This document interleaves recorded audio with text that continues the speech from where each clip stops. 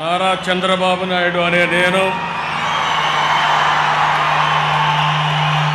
శాసనం ద్వారా నిర్మితమైన భారత రాజ్యాంగం పట్ల నిజమైన విశ్వాసం, విధేయత చూపుతానని, భారతదేశ సార్వభౌమాధికారాన్ని, సమగ్రతను కాపాడుతానని, ఆంధ్రప్రదేశ్ రాష్ట్ర ముఖ్యమంత్రిగా నా కర్తవ్యాలను శ్రద్ధతో, అంతఃకరణ శుద్ధితో నిర్వహిస్తానని, భయం కానీ, పక్షపాతం కానీ, రాగద్వేషాలు కానీ లేకుండా రాజ్యాంగాన్ని, శాసనాలను అనుసరించి ప్రజలందరికీ న్యాయం చేకూరుస్తానని దైవ సాక్షిగా ప్రమాణం చేస్తున్నాను.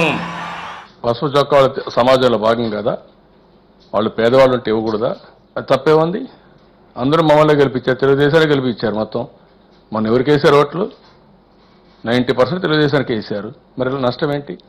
వాళ్ళ పేదవాళ్ళు ఇస్తే నష్టం ఏంటి? ఆ మాస్కి 30 మందిని గెలిపించారు. పంచాయత్ సర్పంచ్ మొదలుకొని ఎంపీ వరకు తెలుగుదేశంలో గెలిపించారు. వాళ్ళకి ఇవ్వకుండా ఎవరికి ఇస్తారు?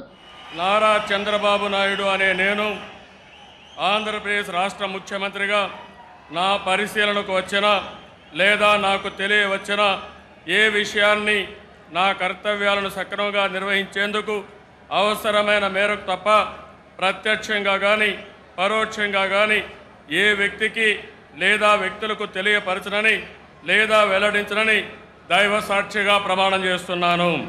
అట్లని చెప్పేసి తెలుగుదేశానికి ఇవ్వకూడదనే రూల్ ఉందా? తెలుగుదేశానికి ఇవ్వాల్సిన పని లేదా?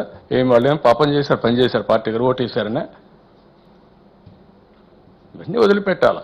డెఫినెట్గా తెలుగుదేశం వాళ్ళకి ఇస్తాం. తెలుగుదేశం వాళ్ళతోనే పనులు అవుతాయి. ఎవరి వల్ల పనులు